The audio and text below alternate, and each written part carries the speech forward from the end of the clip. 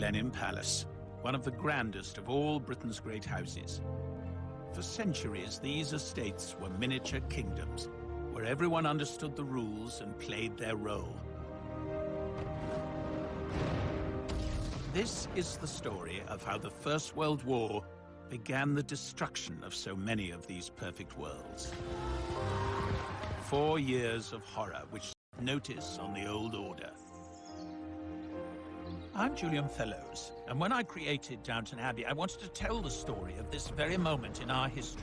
There will be explosions on this tape, and passion! I wrote how the lives of the family and the servants were changed, and even ripped apart by war.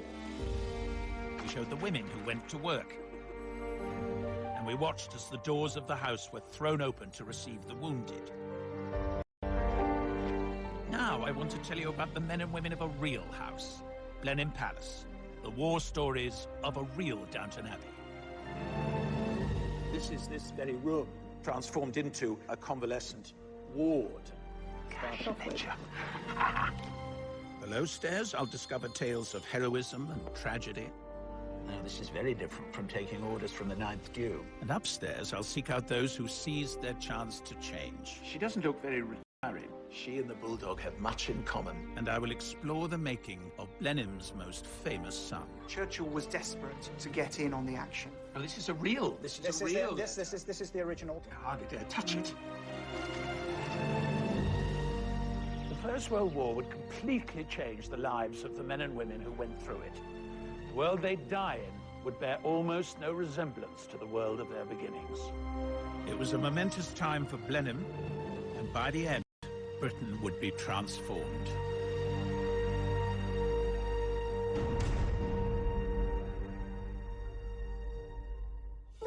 Blenheim Palace was built in 1722. An extraordinary physical manifestation of the power and status of the Churchill, later Spencer Churchill dynasty. The Dukes of Marlborough were the head of the family, kings in their own land. 80 servants ran the house and gardens. 145 farms were worked by tenant farmers and labourers. The house dominated the town of Woodstock, just beyond its walls. Its children attended Blenheim schools. Shopkeepers and craftsmen depended on the house for their livelihoods. And so it remained until the Great War.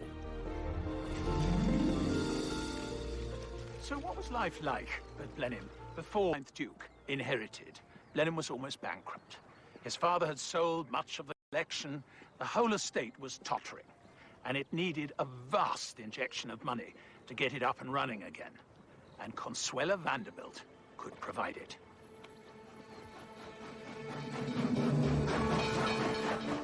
The Vanderbilt family had built one of America's largest shipping and railway fortunes, and Consuelo's father, or rather her ambitious mother, had settled a dowry on her, making her an attractive proposition for an impoverished English duke.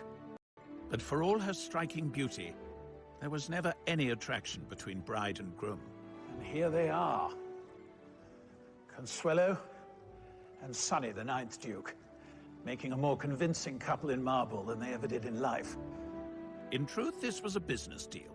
He got Consuelo's millions, her mother got a duchess for a daughter.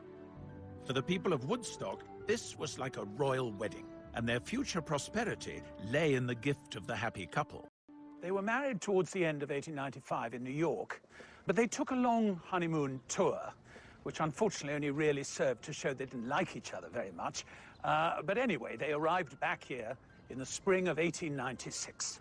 Of course, it was a fantastic event for the town. There was bunting and flags everywhere. The whole population turned out to welcome the glamorous new American Duchess, and all the dignitaries were in their robes, and there was even a squadron of the Queen's own Oxfordshire Hussars there to welcome them.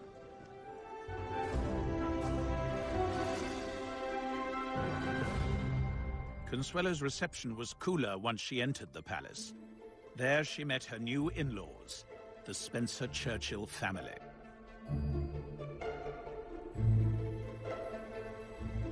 This is the grand dining room where most of the meals were taken. Absolutely fabulous room, this. Lady Henrietta Spencer Churchill is Consuelo's great-granddaughter.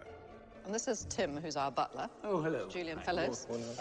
So Tim has very kindly laid the table as it would have been set during that time. Oh, fantastic. So this is Consuelo arriving on her first night here. Well, you have to remember, she was only 19 when this marriage was arranged, and I think she found it particularly difficult dealing with the hierarchy of the staff. At that time at Blenheim, there were probably up to 80 household staff. Yeah. And, you know, there's this wonderful story when she wants fire lit, and she calls for the butler. The butler says, that's actually not my job. I'll just call for the footman to light the fire. She says, don't worry, I'll do it myself. I think the other tough thing for Consuelo was that she was suddenly engulfed by this huge Churchill family. One tale describes them as a signal for the ladies to leave the table. But her husband's aunt, the formidable Lady Sarah Wilson, had been running the house before Consuelo arrived, and she expected to retain this role. And I think Lady Sarah was one of the few daughters who was still at home. So she sort of felt, well, who's this sort of American upstart coming to take my place as hostess? But in fact, it was Consuelo's job to get up and lead the ladies out. And then She rose and intercepted her at the door and said, are you ill? are you ill? I love that. And when Lady Sarah denied it, she said, oh, I thought you must be ill because you're leaving early. And that was the end of that rebellion. I bet she didn't do that again in a hurry. You know, she was determined to make her mark and show that she was rightfully the hostess, and good for her. And that was her business. Absolutely. Such pettiness was made irrelevant in August 1914 with the declaration of war. Men clamored to enlist, and women from all classes looked to play a part. But I was surprised to discover that Lady Sarah Wilson was one of the first to answer the call, that she would leave the lavish surroundings of Blenheim with its staff happy to wait on her hand and foot, and instead volunteer for service.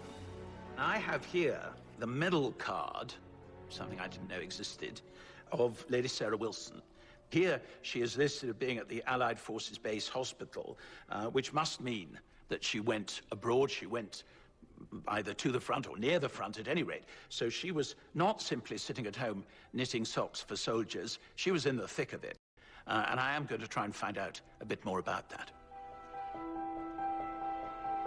Lady Sarah was no stranger to war. When her officer husband, Gordon Wilson, went to fight in the Boer War, she followed, rather incredibly finding fame as the first female war correspondent, becoming something of a feminist heroine.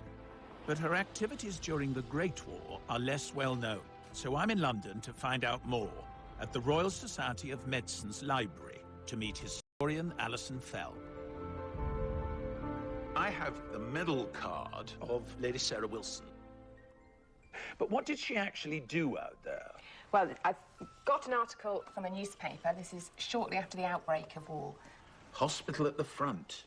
I propose to run the hospital under the auspices of the Red Cross Society to engage the best available surgeons and nurses. This stationary hospital of 200 beds has been gratefully accepted by the French ambassador on behalf of the French government for English and French wounded. And it would have involved an awful lot of negotiation with a number of different people setting up a hospital, and so to have to deal with the military authorities, with the Red Cross, to employ people around. This is her, is it? It is. See her confidence, I think. Yes, she doesn't look very retiring. She and the bulldog have much in common. Indeed. I mean, if she had been timid and vaguely inquiring as to whether or not she could be useful, clearly she wouldn't have got anything like as much done. And I think they would have seen, although they weren't right at the front. Yeah, but they saw the men coming in. Absolutely. A world away from her life receiving guests in a sumptuous palace, as Lady Sarah put herself within earshot of artillery fire, at the same time, her husband, Colonel Gordon Wilson, was somewhere on the front line. I have here the war diary. It's quite difficult to read. Colonel Wilson, killed, so he was killed, in November of the first year of the war, so almost immediately. So she would have found out quickly. Yeah. And I think 3 days later, she went back to Britain and to arrange the funeral. And then only 2 weeks after that, she went back out to France to the hospital. 2 weeks later? Yeah. Colonel Wilson was killed at the First Battle of Ypres in the autumn of 1914. And his death cut short a marriage of almost 23 years. But a loss such as Lady Sarah's would soon become all too common. Quite a lot of the women I've looked at who volunteered to go and do war work in France had been either widowed or had lost a son, which is interesting. Nursing their patients as if they were their son or their husband. So I think it was a way of coping with separation and then sometimes with loss. I mean, you know, even in my own family, my grandfather died in 1915, my uncle died in 1918, lots of cousins. They all had men they loved who were at the front. Yeah. And an astonishing number of families were touched by death. Grief united women from all classes, leaving more than 200,000 British widows. Sarah Wilson devoted herself to helping wounded men in France for a further 2 years. I have another document here that we found from 1960.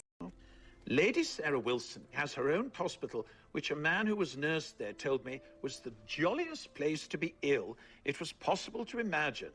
He said Lady Sarah herself was a veritable tonic. So bright and cheery was she always. I don't think Consuelo would have recognized this portrait. I was just about to say what a different picture of her. We get there. Before the war, I don't think she was a nice person. She certainly was extremely unpleasant to Consuelo when she first arrived at Blenheim, bullying. In some ways, maybe a war gives a woman like Sarah Wilson the opportunity to use skills in a way that had public acclaim, and she felt... Her, really. Her rival Consuelo had moved on too. She'd done her duty by bearing 2 male children, an heir and a spare, then fled the palace for London to get away from the husband she loathed. There, she dedicated herself to helping women in the workplace. It's ironic that at the same time, her estranged husband, Sonny, played a key role in getting women into work. Under his leadership, women of every class took up jobs previously reserved for men. It was a change that would alter things irrevocably long after the war was over. I'm meeting Michael Waterhouse, the 9th Duke's great-grandson. He founded this women's land corps that became the land army that we know so much about from the Second World War. Well, the Second War, we always think it's a Second World War phenomenon. But it's not. It's Sonny Marlborough as a junior Minister of Agriculture, and he encouraged women to come forward to work on the estate because all the men went off to the front. The Duke didn't stop there.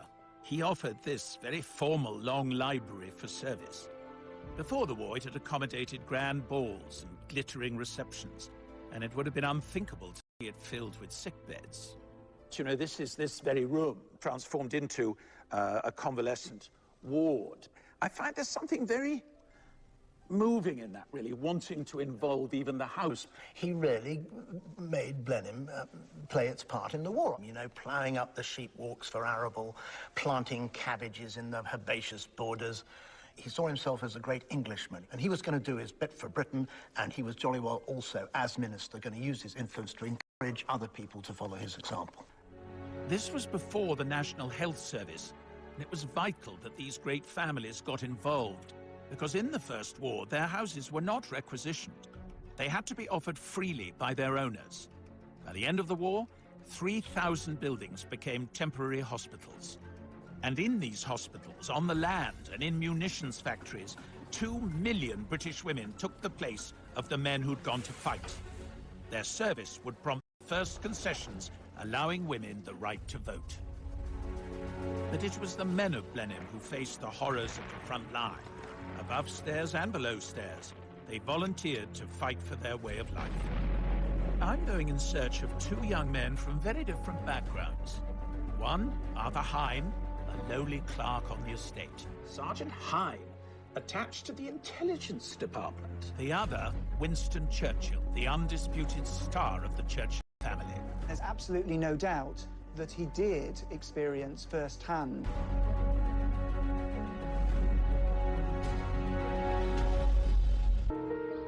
Blenheim Palace. For 300 years, this has been the home of the Dukes of Marlborough, head of the Churchill family. They created this jewel in 30,000 acres of Oxfordshire, where their money and status offered security to all around them. In return, their servants and local people deferred to them, entrusting them with their lives. But when the First World War broke out, this ancient system was put to the test. All the great and the good of Blenheim and people who worked for them found themselves involved in world events, and nobody was keener to get stuck in than Winston Churchill. This is what he wrote to his wife. My darling one and beautiful, everything trends towards catastrophe and collapse. I am interested, geared up and happy. Is it not horrible to be built like that? It shouldn't surprise us too much that Winston Churchill was so anxious for glory in politics and in warfare. This is where he was born, and Blenheim Palace is a house built on war.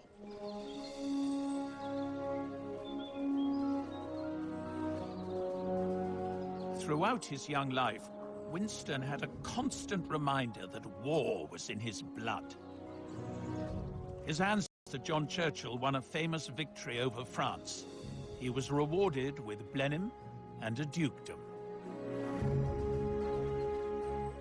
Well, this is the column raised to the memory of the first Duke of Marlborough, with an incredibly splendid inscription, which is pretty florid.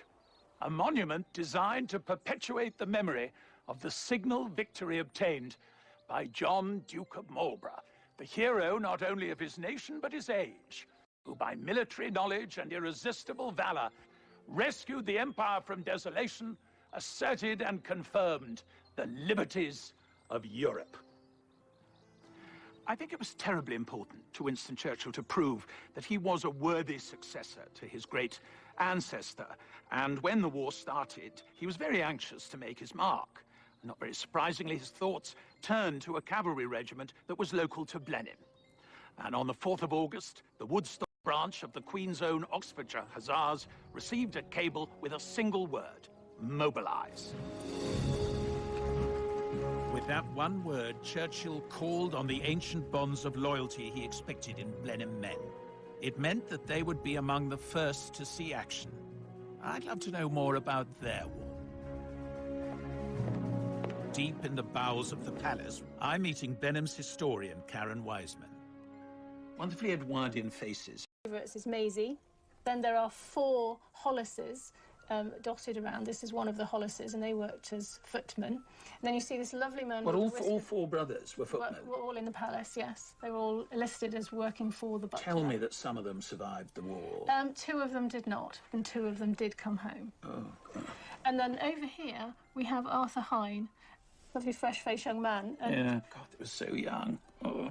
And the Hine family have worked for Blenheim for many generations. If I just show you this photograph album here, I need to just push that across. Now, this was a gift to the 9th Duke and Duchess when they got married. And when you turn the pages, you'll see they're all dressed in Sunday best with their names underneath. Oh, and it's all the estate workers and house workers. And all the tenants. And if you keep going a little way till you get to the name Hine. Oh, here we go. Yes. Now, here is Josiah Hine and J.E. Hine. Josiah Hine was estate clerk, and then his son J.E. Hine comes and joins them. Beautiful book, isn't it? Yeah. If we have a little look at this enormously heavy ledger to start off with. It's marvellous, isn't it? Look at the beautiful handwriting. Oh, and here is A.R. This is Arthur, presumably. Is this when he joins the office? Yes. He's not paid as much as his dad, but he's paid. Yes. You can see he's given quite particular jobs. Drawing plans and plotting land. One last thing to show you about Arthur Hine is we bring it up to the 1914 period. Oh, yeah. A.R. Hine is missing, so I suppose that means... He's gone off to war. He's gone off to war. He's gone off to war.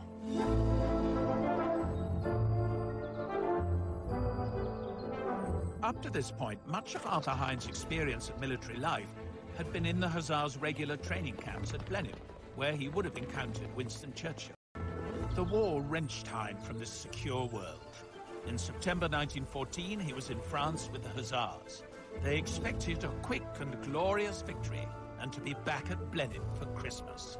Where is Dunkirk? Dunkirk is just inside France here. Yes, I see. I'm meeting military historian Chris Baker. He's made a discovery about Arthur Hine's first experience of war. So Churchill has decided to send over the Hussars And Hine goes with them, presumably. Yes. Do we have anything of his actual career once he'd crossed over? Well, what we know is that he was a dispatch rider message carrier. An article appeared in the press. Oh, this is nice. Sergeant Hine of Woodstock, attached to the intelligence department, went through the bombardment of Antwerp and was at the firing lines at the forts. Officer. His name was Major Fines. Fines? Fines. Now, he's been Churchill's parliamentary private secretary for a while. And of course, the two, with their connection to the men of Blenheim, Arthur would have been known to them.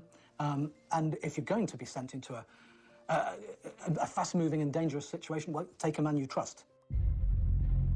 The besieged Belgian city of Antwerp was on the brink of surrender to Germany. Winston Churchill became the loudest advocate of a British mission to save the city, which sent local Blenheim man Arthur Hine into the fray as a dispatch rider. The Germans brought up what for the time was the heaviest artillery in the world. They begin a deliberate, steady, heavy bombardment of the city. 5 shells per minute falling into the packed city centre. You can imagine the scene of buildings falling, of fires breaking out. Very frightening, chaotic. Riding his motorcycle through Antwerp, Arthur Hine found himself in the thick of the chaos. Amid the terrible scenes he witnessed was the sad plight of a poor girl who had crawled from the cellar of a burning house, leaving her parents inside. Sergeant Hine offered her a lift on the motorcycle he was riding. With great difficulty, he was able to get to Ostend and brought the refugee home to England, where she is being well cared for by his parents. What an extraordinary story. I don't think there is much doubt that Arthur was given some kind of special mission to go home. Because he couldn't have been court-martialed. Absolutely, you couldn't just do that. The first thing Churchill would want to know is what really happened. Yes, absolutely. And an eyewitness account was clearly essential. The regimental history hints that he went to London on arrival in England, which again sort of reinforces the possibility. Wretched Belgian girl clinging to his waist the whole time. Antwerp quickly fell to Germany, and 30,000 Belgians lost their lives. Arthur Hine soon returned to the front, although his role as Churchill's messenger was no longer apparent. He marched into the First Battle of Ypres as a regular soldier, the same bloody battle that killed Blenheim's Colonel Gordon Wilson. By January of 1915, he was in hospital suffering from shell shock. Having seen such horrors, you'd think at the end of the war he'd want to scuttle home to this safe haven. But in fact, he went to work for the railways and never returned to Blenheim. So what kind of man was he? Here we are. To see what she knows, and also to tell her what I've discovered. And it is an extraordinary, extraordinary design, you think. And there's the first Duke on his column, you see. Fantastic. And I'm just going to show you. This is the Queen's Own Oxfordshire Hussars. And this chap is Arthur Hine. My goodness me. He looks so young, doesn't he? It's just He looks so heartbreaking. Really. small. So small and So young. small. Did you get to know him well, then? He came to our wedding, and I've got a picture with Oh, I'd me, love to see it. Where is it? with me. And there he is. Oh, but you see, he's quite sort of stylish, isn't he? And he was always well dressed. But I mean, the way he holds himself, Yes, you can see yes. he's a military man. He certainly was a character, as you can see. I know, no, you can see it in that, actually. Rather extraordinary, really. And he used to come to our house and he used to go, bang, bang, bang, Hine here. Hine here. And he would never, like, when I used to say Grandad, he used to say, no, it's Hine. Oh, and you had to call him Hine? Mr. Hine or just Hine? No, just Hine. He would just turn up out of the blue, and I used to say, I'll cook dinner, whatever. No, give me a cup of tea. Got to be on the next train. Got to be back on the train. Got to be back to Tiverton Parkway. It was very strange. It seems, forgive me for saying, slightly dysfunctional, all that. And I wonder, I mean, he did have a kind of breakdown, really. But actually, he A very splendid war. He worked in the intelligence. He was taking messages, we think, probably, to Churchill from the front. So he was a very gallant figure in that bit. And he had this extraordinary adventure at the end of the siege of Antwerp. Do you know about his rescuing?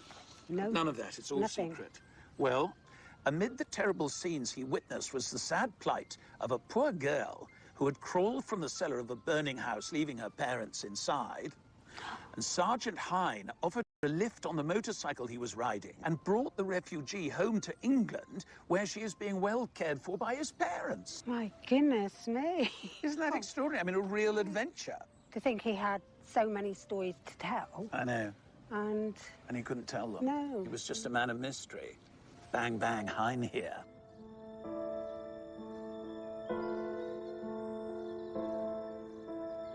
I have a sort of renewed vision of Arthur Hine as an older man, really. This almost Pinteresque figure who always had to be going to the station and was always late. But I think what it tells us more than anything is the rupture that the war brought. I mean, here he was, a Blenheim man. He knew that that man had gone and he had become someone else. And the only way he could really deal with it was to reinvent himself and start again. I find that very poignant. And I'm afraid there were many, many men who felt exactly like that. And what of that other Blenheim man who had sent Arthur Hine to war? Winston Churchill's failure to save Antwerp began the most disastrous slide in his public career.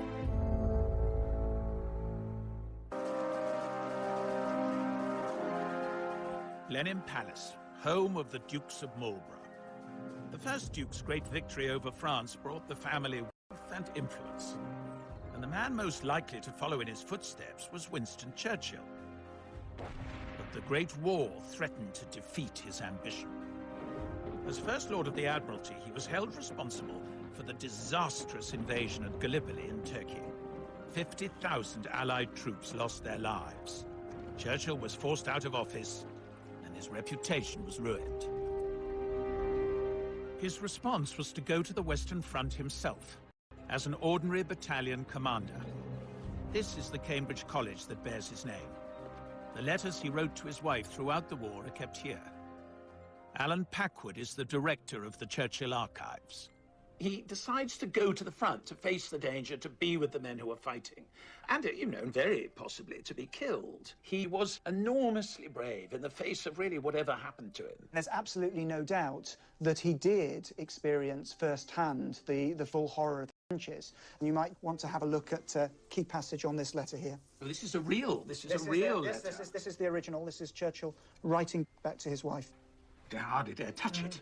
So this passage down here particularly. I am sure I am going to be entirely happy out here and at peace. It's an interesting choice of words at the front. I must try to win my way as a good and sincere soldier, but do not suppose I shall run any foolish risks or do anything which is not obviously required. Always your devoted and loving husband, Winston. There's absolutely no doubt that he was personally brave, that he was very resolute under fire, and that's brought very vividly to life by this letter back to his wife, Clementine, from November 1915. So this is the original letter. We have this transcript for you here. You'd rather I touched that than that, wouldn't you? Of course. I know your sort. My darling, we have finished our first 48 hours in the trenches. It is a wild scene. Filth and rubbish everywhere. Graves built into the soil. God. Water and muck on all sides. And about this scene in the dazzling moonlight, troops of enormous rats creep and glide to the unceasing accompaniment of rifle and machine guns and the venomous whining and whirring of the bullets which pass overhead. But in the horror and the mud of the trenches, Churchill began to win his way back as a leader. He always felt that he was a natural commander of men. But he does win them over by taking a keen interest in their welfare. One of the first things he does is to declare war on the lice. He lays on entertainment for them. He lobbies to have his troops built back up to complement. There was this kind of ancient arrangement that the townspeople or the Farmers would give deference in return for protection. That's the tradition from which Churchill comes. He clearly won them over and proved himself actually quite an inspirational commander. Must have been incredibly relieving, actually, for his men, that they knew they had someone who was on their side, taking an interest, and more to the point, had contacts right at the top of the stairs. I think Winston Churchill is one of those people who was changed for the better by the First World War. That very aristocratic sense of entitlement, rather unquestioned, rather arrogant, really, seemed to develop into something kinder and more responsible and more modern. I suppose in a way one could say the First World War made him the man to win the Second World War. The war was dragging Blenheim and its people into the future, whether they wanted it or not. The fact is, who gave the orders and who took them was changing, and a new force was emerging, the middle class. Huge family, yeah. I'm interested in how these changes affected a soldier from a solid Blenheim working family. Yes, George Farley was the founder. George Farley and Son was the firm. House painter, house painter. Genealogist Mary Evans has been digging into this long line of painter-decorators who for generations kept the palace pristine. And if we look in the estate ledgers, we can see George Farley and Sons. 1898. 1898, So it wasn't yes. long after the Duchess's dollars had arrived that we have the kick-off. That's right, yes, indeed.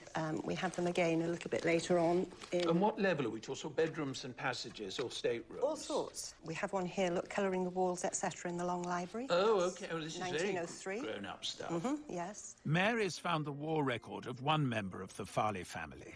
Albert Frederick Farley, and he joined up on the 15th of September 1915. So that's before conscription. Conscription Yes. didn't come in until the following year. Oh, offence. This is only for reporting offences. This is for the offences, yes. When on active service, not complying with an order, which sounds very serious, although in brackets it says, i.e. not cleaning cooking utensils when ordered. When ordered.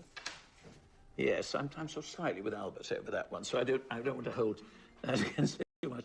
13th of March, 1916. Disobedience to standing orders, i.e. crossing land during prohibited hours. And again, the 27th, being late on parade. Not so bad. Well, not so bad, but I mean, it's slightly massed. You know, they're having to write little to get it all in. And here we have refusing to obey an order, which I'm afraid this time is not qualified. And the last word, missing. It's rather sad, isn't it? You think he volunteered to protect his country and went off brave, and it hasn't gone well from the beginning. So the question is, what happened to him? I want to discover why this eager young recruit behaved so badly, and what lay in store for him, and this great house that had shaped the universe in which he was born and raised.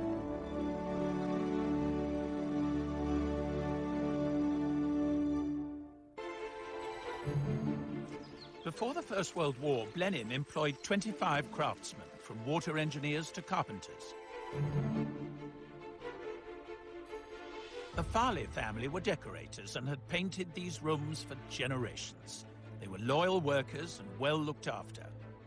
I've come to Balliol College in Oxford to meet military historian Gary Sheffield. I'm hoping he can explain why, after volunteering for the army, a member of that family should acquire such a bad disciplinary record.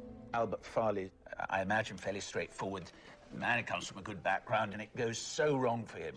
Do we know more about these offences and this punishment? It says there, FP for field punishment number 1, which is the most serious one. Probably next to executions, the most controversial part of British discipline in the First World War, because it involved tying a soldier to a fixed object 2 hours a day for 21 days. And we've actually got an account by another soldier of his reaction. I saw that one of the artillerymen was stretched out, cruciform fashion, his arms and legs wide apart, secured to the wheel. His head lolled forward as he shook it to drive away the flies. And that seemed Of this half-crucified gunner got us all groggy. That's terrible, isn't it? It's utterly inhumane.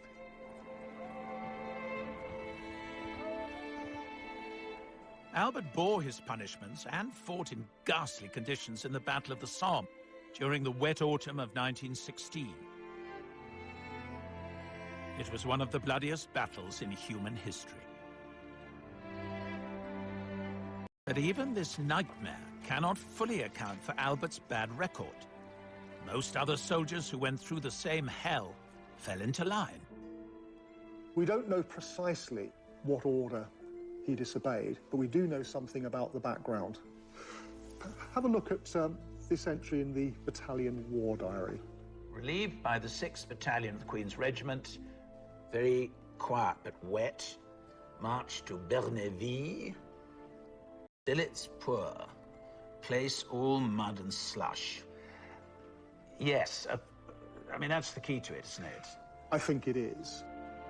After terrifying days and nights in the trenches, billets, temporary living quarters at a safe distance from the front, were meant to offer desperately needed respite. One of the central facets of being an officer that would have been drummed in to people going through officer cadet units in places like this Oxford College is that your first and foremost responsibility is to look after the comfort and well-being of your men. Sure, not to pour yourself an enormous whiskey and put your feet up, which I'm sure is what they really wanted to do. And this actually shows this basic principle has been broken on this occasion. Albert Farley would have entered the army expecting his commanding officer to be someone like the Duke or Winston Churchill, who almost by instinct would look after their men in the same way a landlord would look after his tenants. Given the very heavy casualties in the fighting in 1914, you had a series of officers coming into the army who came from very different social backgrounds. Let me give you the enlistment sheet of the soldier put in command of Albert Farley. Oh, here we go. Teakle. Look where he was brought up. Of 10 Rhodesia Road, Clapham. Now, this is very different from taking orders from the 9th Duke. It's actually classic lower middle class suburbia. And his occupation is interesting for an officer. His occupation in civil life is a bank clerk. Although we mustn't be too anti Mr. Teakle. I mean, why shouldn't he be an officer? Why shouldn't he get on? You know, one mustn't think it was easy for the officers either. I keep having this sense of people taken from ordinary lives, you know. That Farley simply cannot, or perhaps will not, cope with the social change that the war has brought about. And in some ways, I think we can see Albert Farley as being a victim of it. The old society is cracking in front of his eyes, and I think he's not very pleased with what replaces it. 6 months after receiving his worst punishment, Albert Farley's war was over. Under heavy machine gun fire in the Battle of Arras, he was reported as missing and accepted as having died. In Woodstock, he is honored by this monument, along with the other local men who gave their lives for their country. When the war was over, the army sent Albert's medals to his mother, Florence. Here we have the receipt for the Victory Medal. And here she's written in, "My son, A.F. Farley."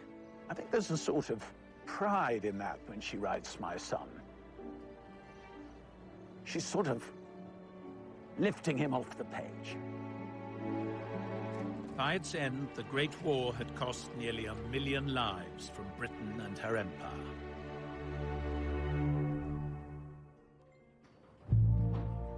These great houses were casualties too. The writing was on the wall for this ancient system. Many families had lost their heirs, servants were unwilling to return, taxes rose and the Great Depression followed. Vast tracts of land were sold off. In 1 year alone, 17 country houses were demolished. Many more were converted to other uses or given to the National Trust. At Blenheim, Sonny, the 9th Duke, refused to accept this change. His first wife, Consuelo built walked away from the suffocating tradition, married again and lived happily ever after. But Sonny had dedicated his life to Blenheim and he couldn't stop now. He carried on spending her money on the house and these spectacular gardens. His grandson, the 11th Duke, has built on Sonny's lifelong obsession with Blenheim and turned it into a modern business, open to the public, but still his home. He started with the Italian gardens before the First World War, and then where we're sitting now, the water terraces, he did after the First World War, from 1925 to about 1930. Just when a lot of other families were pulling in their horns, he was making Blenheim more splendid than ever before. That's correct. I mean, it's extraordinary when you think of that. Like Barter appearing at Blenheim. Yeah, well, I mean, it's wonderful that it exists today, and we're trying to keep it going.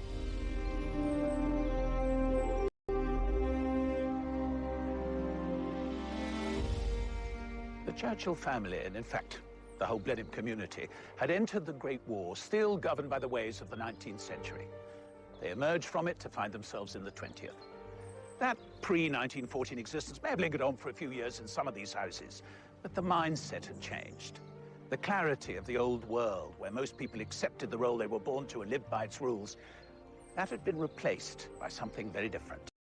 Better, maybe, but definitely more uncertain.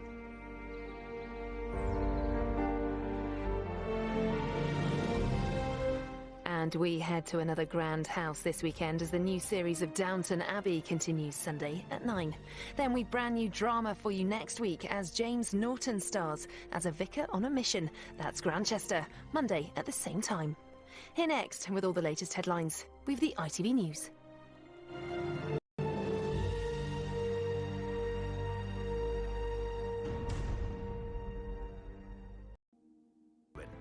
But her activities during the Great War are less well known. So I'm in London to find out more at the Royal Society of Medicine's library to meet historian Alison Fell. I have the medal card of Lady Sarah Wilson. But what did she actually do out there? Well, I've got an article from a newspaper. This is shortly after the outbreak of war. Hospital at the front. I propose to run the hospital under the auspices of the Red Cross Society to engage the best available surgeons and nurses. This stationary hospital of 200 beds has been gratefully accepted by the French ambassador on behalf of the French government for English and French wounded. And it would have involved an awful lot of negotiation with a number of different people setting up a hospital, and so to have to deal with the military authorities, with the Red Cross, to employ people around. This is her, is it? It is. See her confidence, I think. Yes, she doesn't look very retiring. She and the bulldog have much in common. Indeed. I mean, if she had been timid and vaguely inquiring as to whether or not she could be useful, clearly she wouldn't have got anything like as much done. And I think they would have seen, although they weren't right at the front. Yeah, but they saw the men coming in. Absolutely. A world away from her life receiving guests in a sumptuous palace, as Lady Sarah put herself